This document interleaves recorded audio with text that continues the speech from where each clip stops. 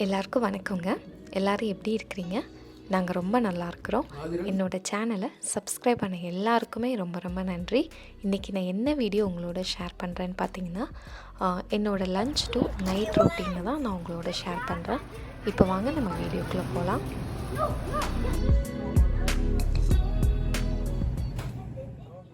காலைல பிரேக்ஃபாஸ்ட் பண்ண பாத்திரங்கள் எல்லாத்தையுமே கழுவி டிஷ்வாஷருக்குள்ளே வச்சுட்டு அதுக்கப்புறம் கொஞ்சம் ஸ்மூதி மாதிரி போட்டு குடிக்கலாம் அப்படின்னு சொல்லிட்டு அவகேடோவில் ஒரு பாதி அவகேடோ மட்டும் எடுத்துட்டேன்.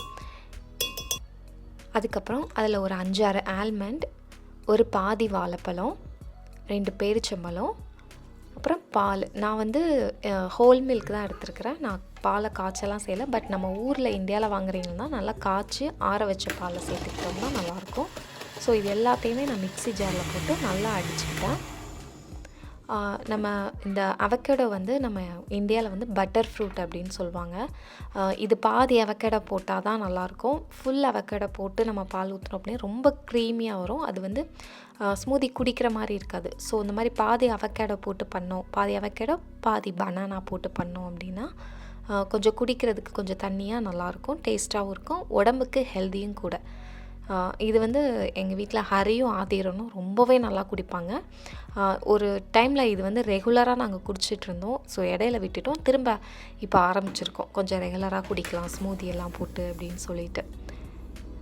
அதுக்கப்புறம் ஸ்மூதி எல்லாம் குடித்து முடிச்சுட்டு ரைஸ்க்கு வந்து ஃபஸ்ட்டே ரைஸ் வந்து ஒரு 1.25 கப் எடுத்து ஊற வச்சுக்கிட்டேன். நல்லா அதை ஃபஸ்ட்டு ஒரு 2-3 தடவை, நாங்கள் வந்து புழுங்கல் அரிசி தான் யூஸ் பண்ணுவோம். ஸோ அதை ஒரு 2-3 தடவை கழுவிட்டு ஃபஸ்ட்டு அதை நான் ஊற வச்சுக்கிட்டேன்.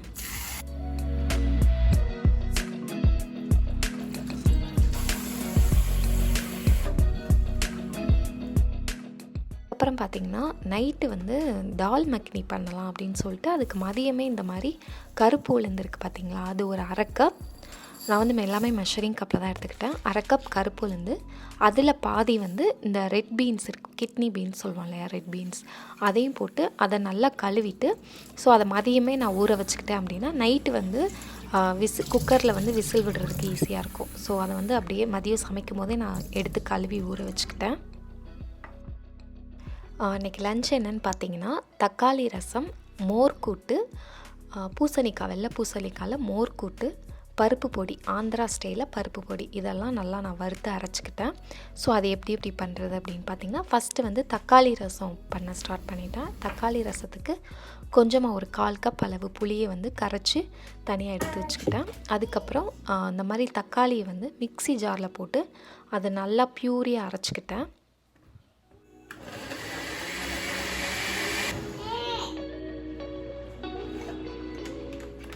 அரைச்சதுக்கப்புறமா அந்த புளியை நான் தனியாக வச்சுருந்தேன் பார்த்திங்களா கரைச்சி, அதில் வந்து இந்த தக்காளியையும் ஊற்றிட்டு கொஞ்சம் தேவையான அளவு நான் ஒரு 1/2 லிட்டர் தண்ணி வந்து சேர்த்து அதை நான் தனியாக அப்படியே வச்சுட்டேன்.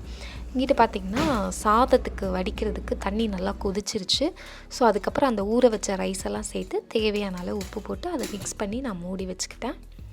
அப்புறம் பருப்பு பொடி அரைக்கிறதுக்கு ஃபஸ்ட்டு நம்ம துவரம் பருப்பு இருக்குது பார்த்திங்களா, அது வந்து ஒரு 1/2 கப் சேர்த்து எல்லாமே தனித்தனியாக வறுக்கணும். அப்படின்னா தான் ஒவ்வொன்றும் ஒவ்வொரு கன்சிஸ்டன்சியில் வறுபடும். ஸோ தனித்தனியாக நான் வறுத்துக்கிட்டேன். ஃபஸ்ட்டு துவரம் பருப்பு ஒரு 1/2 கப் துவரம் பருப்பு எடுத்து வறுத்து அதை தனியாக நான் எடுத்து வச்சுக்கிட்டேன்.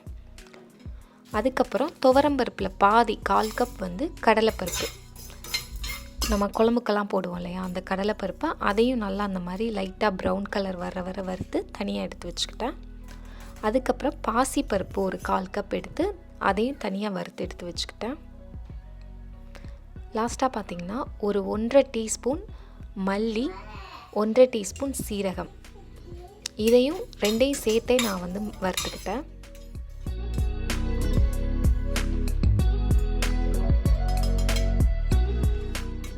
அப்புறமா பார்த்திங்கன்னா ஒரு 6 காஞ்ச மிளகா, காரத்துக்கு ஏற்ற மாதிரி நான் வந்து கொஞ்சம் காரம் கம்மியாக தான் சேர்த்துருக்கேன். உங்களுக்கு காரம் ரொம்ப வேணும் அப்படின்னா ஒரு 8-9 காஞ்ச மிளகா சேர்த்துக்கோங்க. நான் வந்து 6 சேர்த்துருக்குறேன். அதுக்கப்புறம் 4 பல் பூண்டு, அதையும் கொஞ்சம் நல்லா அந்த மாதிரி ஒரு 2 நிமிஷம் வறுத்துக்கிட்டிங்கன்னா கொஞ்சம் ஈரப்பசம் இல்லாமல் இருக்கும். லாஸ்ட்டாக வந்து அதில் கொஞ்சம் பெருங்காய பொடி, கொஞ்சம் உப்பு போட்டு மிக்ஸ் பண்ணி அதை ஆற வச்சுட்டேன். இங்கிட்டு பார்த்திங்கன்னா ஆதிரம் வந்து இந்த ஃபிஷ் கேம் விளையாண்டுட்டு இருந்தான். இது வந்து ஃப்ரெண்டோட அவங்க பொண்ணுக்கு பர்த்டே பார்ட்டிக்கு ரிட்டன் கிஃப்ட் கொடுத்துருந்தாங்க. ஸோ அந்த 2 நாள் வந்து ஃபுல் அண்ட் ஃபுல் ஆதிரன் இந்த டாய் வச்சு தான் விளையாண்டுட்டே இருந்தான்.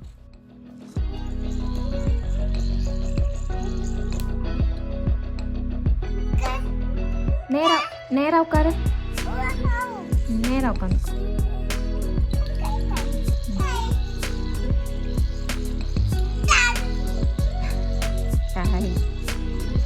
நேரா உட்காருமா.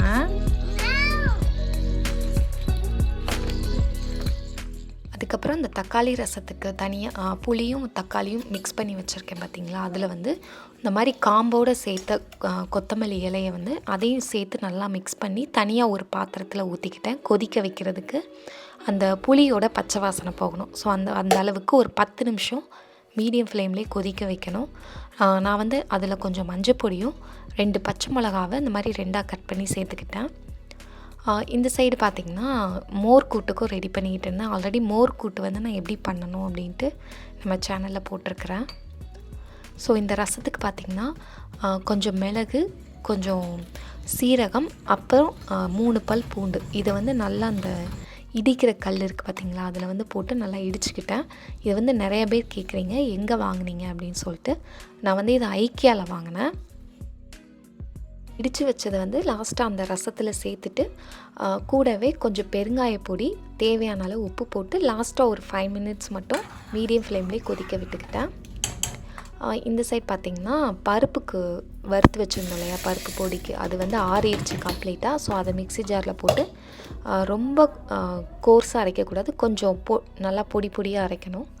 அதையும் நான் அரைச்சி தனியாக பவுலில் மாற்றி வச்சுக்கிட்டேன். ரசமும் கொதித்து ரெடி ஆயிடுச்சு. ஸோ அதையும் இறக்கி வச்சுட்டு அதுக்கு வந்து ஒரு தாளிப்பு கொடுக்கணும். நார்மலாக நம்ம ஒரு பேனில் வந்து எண்ணெய் ஊற்றிட்டு கொஞ்சம் கடுகு, உளுந்து, ஒரு காஞ்ச மிளகா, கருவேப்பிலை இது போட்டு தாளிச்சிட்டு அந்த ரசத்தில் நான் ஊற்றிக்கிட்டேன்.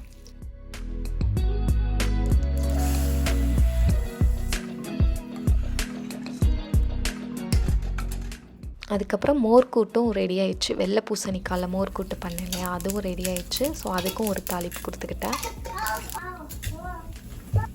இந்த வீக் வந்து எனக்கு ரொம்ப பிஸியாக போனதுனால கொஞ்சம் டான்ஸ் ப்ராக்டிஸ், அப்புறம் கேக் பண்ணேன்.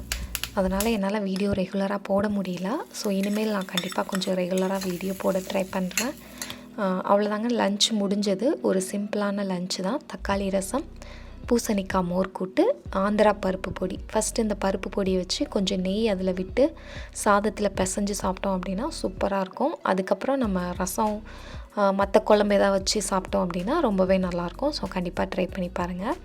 நாங்களும் எல்லாருமே சாப்பிட்டோம். ஹரியும் ஸ்கூல்லேருந்து வந்து சாப்பிட்டான். எனக்கு வந்து ரொம்ப கொஞ்சம் எனக்கு டயர்டாக இருந்தது. அதனால் நானும் ஆதிரனும் சாப்பிட்டுட்டு போய் உள்ளே படுத்து தூங்கிட்டோம். அப்புறம் ஈவினிங் தான் எழுந்திரிச்சோம்.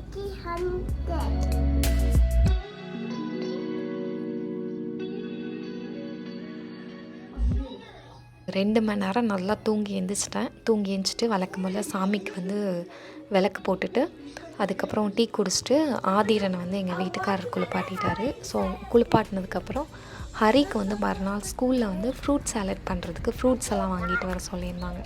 ஸோ அவனுக்கு ஃப்ரூட்ஸ் வாங்குறதுக்கு வந்து ஹரி, ஆதிரன், அப்புறம் எங்கள் வீட்டுக்காரர் மட்டும் இங்கே பக்கத்தில் ஹெச்இபி அப்படிங்கிற ஒரு கடைக்கு போனாங்க. நான் வந்து வீட்டில் இருந்துட்டு டின்னர் வேலையெல்லாம் பார்த்துட்ருந்தேன். ஸோ அவங்க மட்டும் போய் ஷாப்பிங் பண்ணாங்க. அந்த வீடியோஸ் கொஞ்சம் சேர்த்துருக்கேன் பாருங்கள், அவங்க பண்ண ஷாப்பிங்ஸ் எல்லாமே.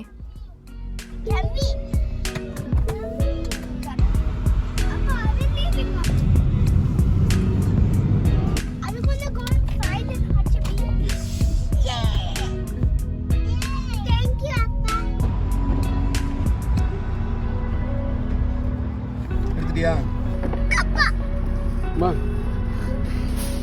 No. Iங்க பாரு.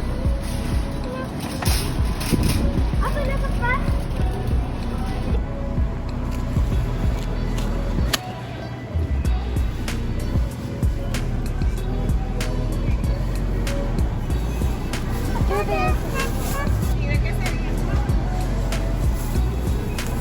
சரி.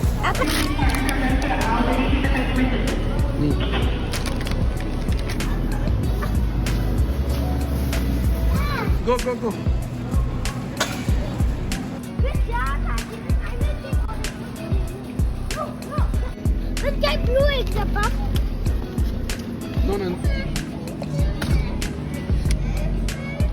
Papa, you found it. ஹரிக்கு தேவையானது வாங்கிட்டு அப்புறம் வீட்டுக்கு கொஞ்சம் தேவையான திங்ஸ் எல்லாம் வாங்க வேண்டியிருந்தது. அதையும் வாங்கிட்டு லாஸ்ட்டாக பில் போட்டு கிளம்பிட்டாங்க. ஸோ கிளம்புறதுக்கு முன்னாடி அங்கே வந்து ஹெச்இபி பர்த்டே அப்படின்னு சொல்லிட்டு ஒரு மிஷின் இருக்கும். அங்கே கொஞ்சம் கிட்ஸ் எல்லாம் ப்ளே பண்ணுவாங்க. ஸோ அதையும் ப்ளே பண்ணிவிட்டு அதுக்கப்புறம் வீட்டுக்கு வந்துட்டாங்க. வீட்டுக்கு வந்ததுக்கப்புறம் ஒன்று மட்டும் சொன்னார், இனிமேல் இவங்களை கூப்பிட்டு தனியாக ஷாப்பிங் போகவே கூடாது, ரொம்ப படுத்தி எடுத்துட்டாங்க அப்படின்னு சொல்லிட்டு.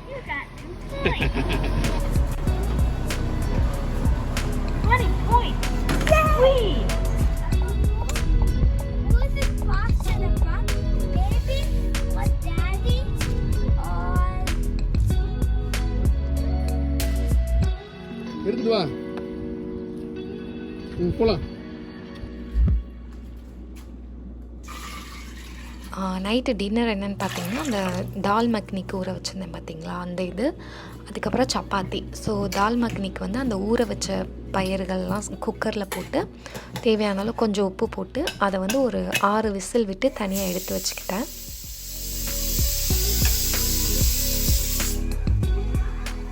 அப்புறம் ஒரு பேனில் 4 டேபிள் ஸ்பூன் நெய் சேர்த்துட்டு அதில் ஒரே ஒரு பெரிய வெங்காயம் ரொம்ப குட்டியாக கட் பண்ணி சேர்த்து அது நல்லா பெரிய வெங்காயம் வதங்கணும், அந்தளவு நல்லா தனியாக வதக்கிக்கிட்டேன். ஸோ அது நல்லா வதக்குனதுக்கப்புறமா ஒரு டீஸ்பூன் இஞ்சி பூண்டு பேஸ்ட் போட்டு அதோட பச்சை வாசனை போகிற வரைக்கும் ஒரு நிமிஷம் அதை நல்லா கிண்டி விட்டுக்கிட்டேன். அந்த பச்சை வாசனை போகிற அந்த கேப்பில் பார்த்திங்கன்னா ஒரு 3 தக்காளி வந்து பியூரி பண்ணிக்கிட்டேன். மிக்சியில் போட்டு நல்லா அடித்து எடுத்து அதையும் சேர்த்துக்கிட்டேன்.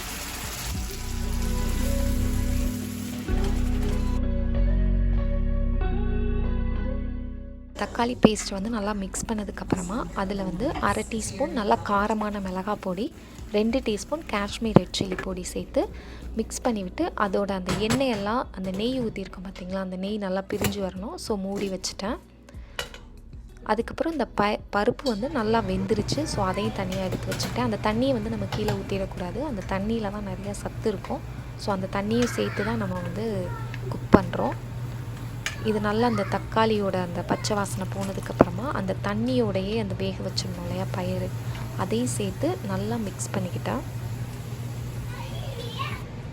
அதுக்கப்புறமா அதில் வந்து மல்லிப்பொடி, சீரகப்பொடி, கரம் மசால் பொடி இதெல்லாம் போட்டு திரும்ப மூடி வச்சு நல்லா கொதிக்க விட்டுட்டேன். அந்த கிரேவி வந்து கொஞ்சம் கட்டியான கன்சிஸ்டன்சி வரணும். ஸோ அந்த அளவுக்கு நம்ம கொதிக்க விட்டால் போதும்.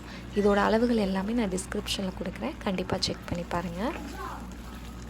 லாஸ்ட்டாக வந்து கொஞ்சம் கொத்தமல்லி இலை போட்டு ஓப்பன் பண்ணி வச்சு ஒரு 3 நிமிஷம் கொதிக்க விட்டேன். ஸோ ஓப்பன் பண்ணி வச்சு கொதிக்க விட்டோம் அப்படின்னா சீக்கிரமாகவே அந்த தண்ணியெல்லாம் கொஞ்சம் வற்ற ஆரம்பிச்சிரும்.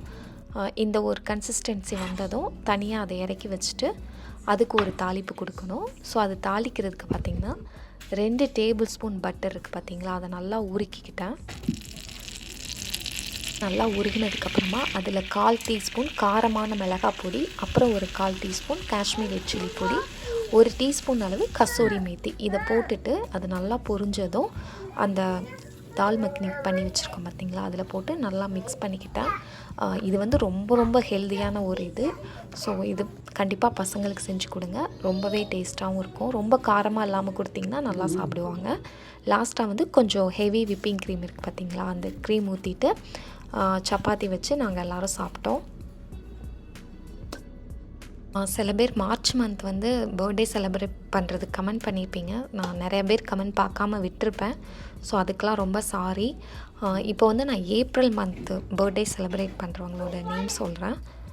நதியா, ஸ்ரீனிவாசன், சந்தோஷ், ஜீவிதா, மதுஸ்ரீ, பாரதன், ரெஹீனா, மணிமேகலை, ஷர்மி, அபிநயா, பாண்டுரெங்கன், அமுலிகா சுஷ்மா, இந்து, பானுஸ்ரீ, அனிஷா பானு, ருஹயா பானு, நிவி எவின். அதுக்கப்புறம் என்னோடய ஃப்ரெண்டு வந்து கிருத்திகா குமார், அவங்களுக்கு வந்து ஏப்ரல் மந்த் பர்த்டே. அப்புறம் அவங்களோட பொண்ணு காஷ்வி குமார், அவங்களுக்கும் ஏப்ரல் மந்த் பர்த்டே. ஸோ அவங்க எல்லாருக்குமே ஹாப்பி ஹாப்பி ஹாப்பி பர்த்டே. எல்லோரும் சாப்பிட்டு முடிச்சதுக்கப்புறமா நான் அந்த பாத்திரங்கள் எல்லாத்தையும் க்ளீன் பண்ணிவிட்டு லாஸ்ட்டாக கிச்சனை ஃபுல் அண்ட் ஃபுல் கொஞ்சம் வெட் டிஷ்யூ வச்சு எல்லாம் ஒயிட் பண்ணிவிட்டு கீழே பெருக்கிட்டு போட்டு தான் தூங்க போவேன். அந்த கேப்பில் வந்து எங்கள் வீட்டுக்காரர் வந்து பசங்களுக்கெல்லாம் அந்த ப்ரஷ் பண்ணி விட்டுருவார். ஸோ பசங்களுக்கு எப்போயுமே 2 டைம்ஸ் வந்து ப்ரஷ் பண்ணி விட்டுருவோம்.